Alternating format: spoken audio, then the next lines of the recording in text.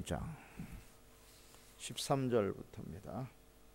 13절에서 27절까지 같이 읽습니다. 수일 후에 아그리빠 왕과 버니게가 베스도에게 문안하러 가이사랴에 와서 여러 날을 있더니 베스도가 바울의 일로 왕에게 고하여 가로되 벨릭스가 한 사람을 구류하여 두었는데 내가 예루살렘에 있을 때에 유대인의 대제사장들과 장로들이 그를 고소하여 정죄하기를 정하기에 내가 대답하되 무릎 피고가 원고들 앞에서 고소 사건에 대하여 변명할 기회가 있기 전에 내어주는 것이 로마 사람의 법이 아니라 하였노라.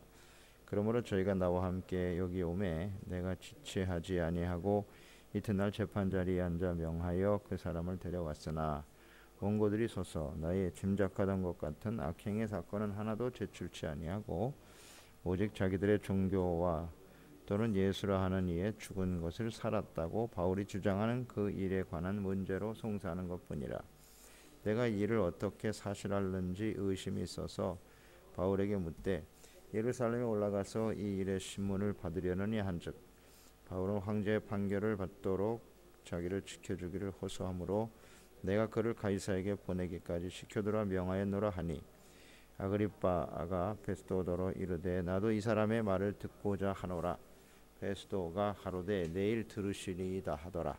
이튿날 아그리빠와 버니게가 크게 위의를 베풀고 와서 천부장들과 성중의 높은 사람들과 함께 신문소에 들어오고 베스도의 명으로 바울을 데려오니 베스도가 말하되 아그리빠 왕과 여기 같이 있는 여러분이여 당신들이 보는 이 사람은 유대의 모든 무리가 크게 외치되 살려두지 못할 사람이라 하여 예루살렘에서와 여기서도 내게 청원하였으나 나는 살피건대 죽일 죄를 범한 일이 없더이다. 그러나 저가 황제에게 호소한 고로 보내기를 작정하였나이다. 그에게 대하여 황제께 확실한 사실을 아랠 것이 없으므로 신문한 후 상소할 재료가 있을까 하여 당신들 앞 특히 아그리빠 왕 당신 앞에 그를 내어 세웠나이다. 그 죄목을 베풀지 아니하고 죄수를 보내는 것이 무리한 일인 줄 아나이다 하였더라. 합력하여 선을 이루시는 하나님. 이 베스도가 바울의 호소에 의해서 황제에게 소환하고 상소할 것을 결정하였습니다. 그때에 분봉왕이었던 아그리빠가 베스도와 함께 베스도에게 문안하는 그의 여동생이었던 버니게와 함께 베스도를 문안하는 일이 있었습니다. 이제 아그리빠 왕은 헤롯 왕의 증손자죠. 그래서 이 갈릴리 지방, 그러니까 북부 지방을 다스리고 있었던 분봉왕이에요. 그러니까 유다의 새로운 총독이 왔으니까 당연히 인사를 받던 것 같습니다. 근데 아그리빠는 이 유대인들을 잘 알죠. 그 유대 종교에 대해서 누구보다도 잘 아는 사람입니다. 베스도는 이제 신임 총독이고 아그리빠 왕은 그 할아버지 때부터 유대와 갈릴리 지역을 다스렸던 사람이기 때문에 잘 압니다. 그래서 그에게 이 바울에 관한 이야기를 하게 되는 것입니다. 그래서 유대인들은 죽이려고 하는데 자기가 볼 때는 죄가 없는 것 같다는 것이죠. 그래서 지금 황제에게 상소를 했는데 상소를 할 때는 그 상소문을 기록해야 되지 않겠습니까? 죄목을 기록해서 이 사람은 이러이러한 죄로 인해서 상소를 합니다. 근데 아무리 봐도 적을 내용이 없다는 거죠. 상소할 재료가 없다라는 거예요. 이런 모습을 봅니다. 그래서 아그리빠 왕이 잘 유대 풍습을 아니까 좀 도움을 얻기 위해서 지금 이렇게 구하는 것입니다. 이 아그리빠 왕이 사도 바울에 대해서 관심이 있습니다. 바울을 통해서 이 복음이 전파되는 이 기독교에 관심이 있어요. 그 말을 듣고 내가 한번 들어보겠다 하는 이야기를 합니다. 이런 과정을 보면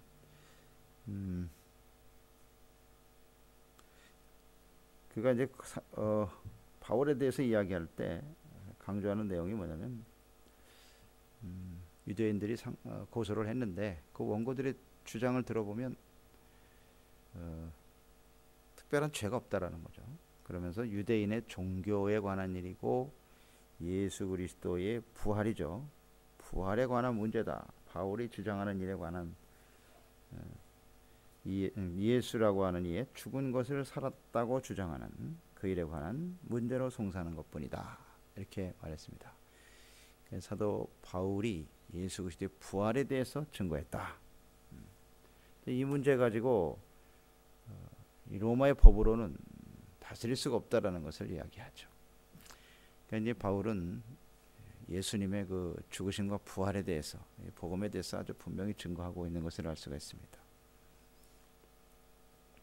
그리고 이제 유대인들은 예수 그리스도의 부활에 대해서 문제를 삼고 있단 말이죠. 이 부활은 사실이지 않습니까? 부활은 사실입니다. 바울이 거짓을 전하는 게 아닙니다. 예수 그리스도의 부활은 사실이에요. 그런데 그 예수님이 그리스도다라고 하는 것을 인정하지 못하는 것뿐인데요. 참으로 아쉽죠. 예수님의 부활을 믿지 못하더라. 부활하셨을 때 그런 생각을 해봐요. 유대인들에게 나타났으면 어떠셨을까? 여러 번 우리가 묵상을 하지만 유대인들을 구원하기 위해서 오셨으니까 부활하셔서 제자들에게만 보이지 마시고 직접 이때 제사장과 바리새인들 앞에 탁 나타나셨으면 어땠을까 하는 겁니다. 그래도 믿었을까? 믿었을 것 같습니까? 그래도 안 믿었을 것 같아요. 그래서 우리가 예수 그리스도의 이 부활, 이것이 사실인데 그 부활의 의미를 이해해야죠. 부활을 분명히 이해하고 왜 예수님이 죽으시고 부활하셔야 했느냐, 이것을 우리가 분명히 알아야 되는데, 이 바리새인들, 유대인들이 예수님을 따르는 사람들을 죽이려고 하는 것은 사실 예수님의 부활이 사실이 아니기 때문에 잡아들이려고 하는 건 아니에요. 그렇죠? 이들도 이 사실을 인정한다고요. 수많은 사람들이 그의 증인들이 있고, 꼭 눈으로 봐야만 믿느냐? 그렇지 않죠. 이들은 이미 하나님께로부터 구원받을 수 없는 그런 길가와 같은 마음을 가진 사람들이기 때문에 더 이상 어쩔 수가 없다라는 것을 생각하게 됩니다. 그러니까 열린 마음을 가지고 겸손한 마음으로 복음을 듣고 하나님의 말씀을 들어야 구원을 받게 되는 것인데 그렇지 못하죠. 바울도 이런 사람들 중에 하나였지만 주님의 은혜로 지금은 예수님의 부활을 증거하는 사람이 되었다 하는 것을 보게 되죠.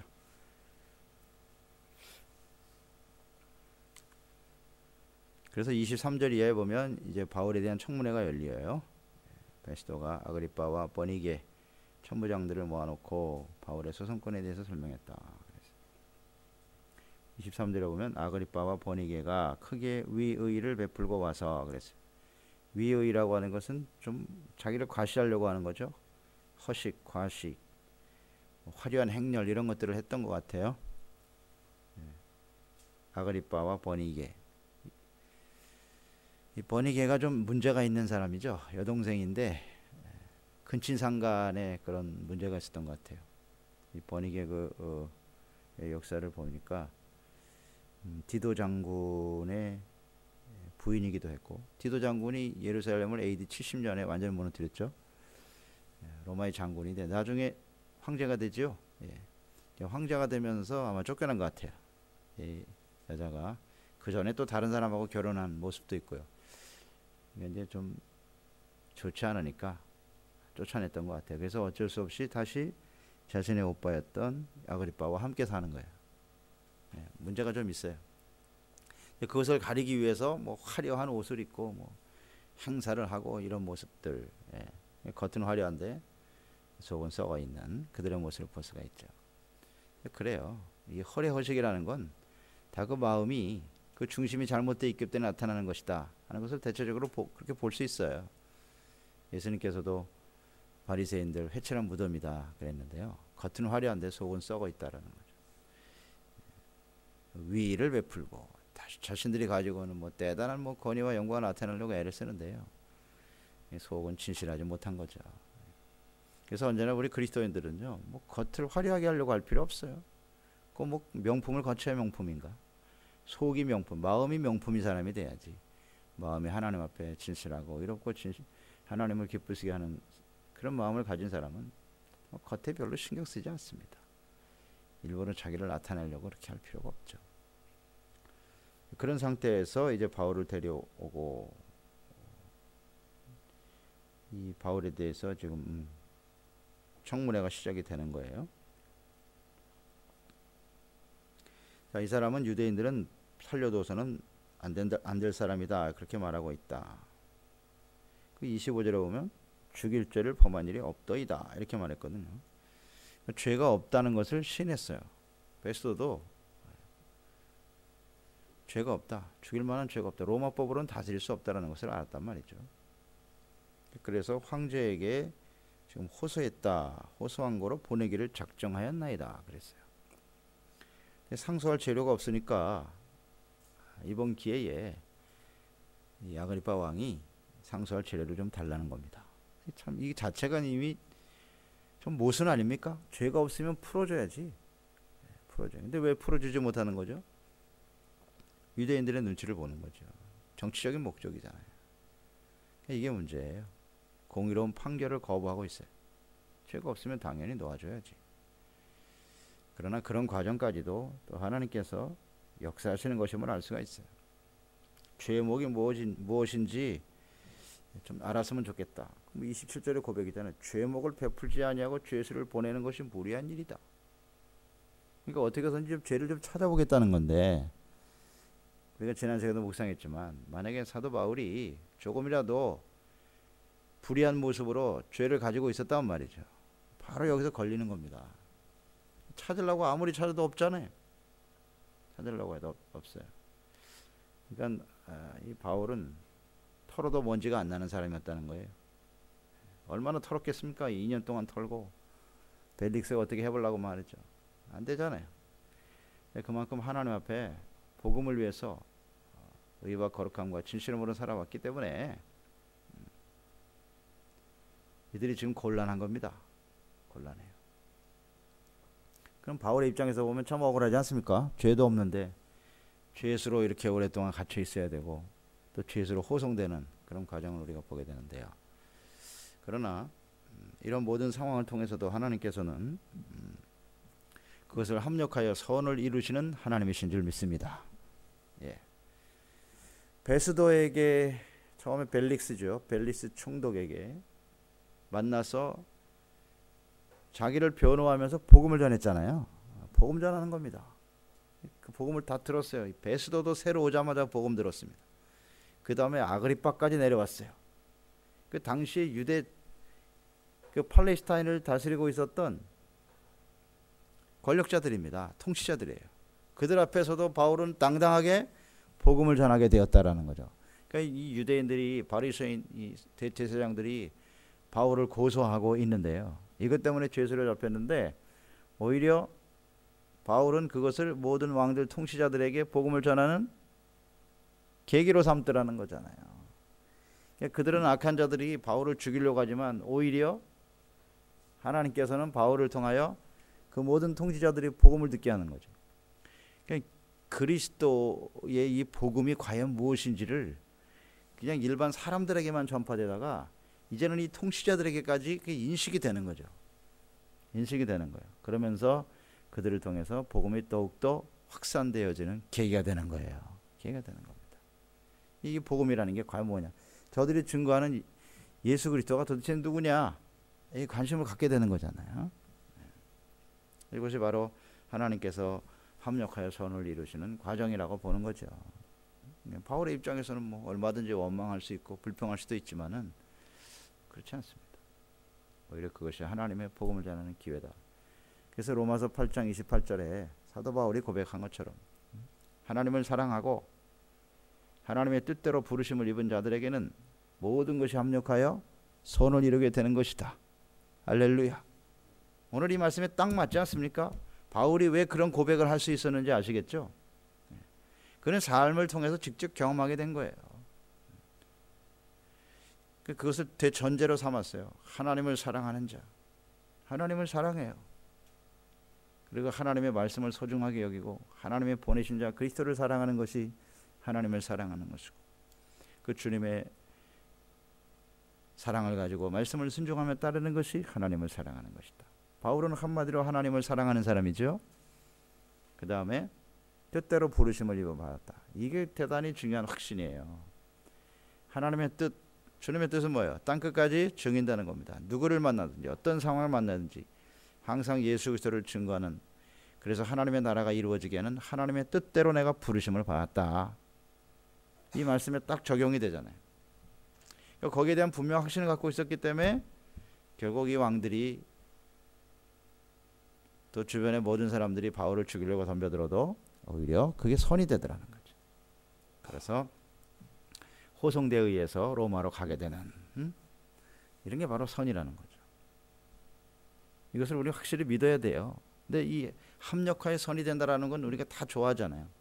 다 고백하죠. 아, 모든 건 합력하에 선이 될 것이다. 그런데 현실적으로 보면 그게 선이 되는 것 같지가 않을 때가 훨씬 많죠. 이 뭐 선이 아니라 우리에게 더 큰 고통만 가중되는 것 같고 힘들어지는 것 같더라. 왜 확신이 없느냐 이거예요. 바로 이 부분이에요. 하나님을 사랑하고 뜻대로 부르심을 받은 것에 대한 확신을 갖고 있느냐는 거죠. 그게 구체적으로 어떤 모습이냐? 바로 이 바울의 모습입니다. 복음을 전하다가 1, 2, 3차 선교 사역을 마치고 돌아온 바울. 아, 그를 왜 이렇게 죄수로 몰아붙입니까? 그렇게 주님을 위해서 헌신하고 충성한 종을 말해 환영하고 대접을 못해줄 망정. 이런 상황을 만나도 이 상황 속에서도 그는 하나님께 대한 이런 분명 확신을 갖고 있기 때문에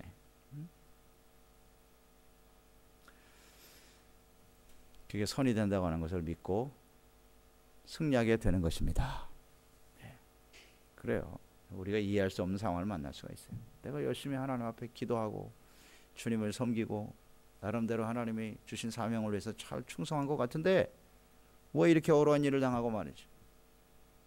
이 죄수로 묶여서 이리저리 끌려다니고 죽이려고 덤벼들고, 네? 왜 이런 일이 벌어져? 이런 상황을 우리가 만날 때가 있잖아요. 주변에 그냥 잔뜩 어려운 사람들만 잔뜩 있고 말이죠. 왜 이래야 되나? 그런 상황을 만날 때 그것이 선이 되려면 어떻게 되느냐? 오늘 이 바울과 같은 그런 마음을 가지고 승리하는 사람이 되어야 하겠습니다. 뜻대로 부르심을 받았다. 내가 하나님을 사랑한다. 이 두 가지만 확실하면 돼요. 바울은 확실하잖아요. 흔들리지 않죠? 흔들리지 않고. 이게 참 중요한 것 같아요. 그럴 때 이제 그게 선이 되는 거죠. 죽일 수가 없어요. 로마로 가는 게 하나님 뜻이니까 애들이 잡을 수가 없는 겁니다. 그래서 우리의 삶 속에 일어나는 모든 일이 선으로 바뀌기를 원하십니까? 예, 주님이 부르신 뜻이 무엇인가를 확신하시기 바랍니다. 하나님의 사랑, 하나님을 사랑하는 것은 그 말씀을 가지고 지키는 거니까 믿음과 의잖아요. 믿음과 의는 이퀄 사랑입니다. 그 안에 사랑 들어있어요. 순종 들어있어요. 의의 본질은 사랑이라 그랬죠? 그렇습니다. 그게 다 연결되는 겁니다. 이런 모습으로 살아왔기 때문에 바울은 떳떳할 수 있었고 승리할 수가 있었던 것입니다. 자, 이처럼 우리가 이 복음을 위해서 주님의 뜻을 이루기 위해서 초점을 맞추고 나아감으로 하나님의 선한 뜻을 이루어 드리는 저희들이 되었으면 좋겠습니다. 기도하겠습니다. 하나님 아버지 감사합니다. 오늘도 주님 말씀 묵상하면서 복음을 위해서 주신 사명에 충성하고 헌신했던 사도 바울이 예루살렘에 돌아와서 자기 백성들에게 돌아왔는데 환영을 받기보다는 이렇게 배척을 받고 죽이려고 덤벼드는 이런 모습을 보고 또 죄가 없음에도 불구하고 권력자들이 통치자들이 자신들의 정치적인 목적 때문에 놓아주지를 않습니다. 참 안타까운 상황인데요. 그래도 바울은 그 상황 속에서 모든 통치자와 왕들에게 복음을 전할 수 있는 계기로 삼고 모든 것이 합력하여 선을 이루는 것이라고 고백하게 됩니다. 하나님의 뜻대로 부르심을 입은 저희들도 마찬가지로 우리의 삶 속에 어떤 시련과 방해와 어려움이 있어도 이것을 손으로 바꾸시는 하나님을 바라보고 주신 사명, 증인되는 일에 온전히 헌신할 수 있는 저희들이 되게 하여 주시옵소서. 예수님의 이름으로 기도드리옵나이다. 아멘. 5장 13절부터입니다. 13절에서 27절까지 같이 읽습니다.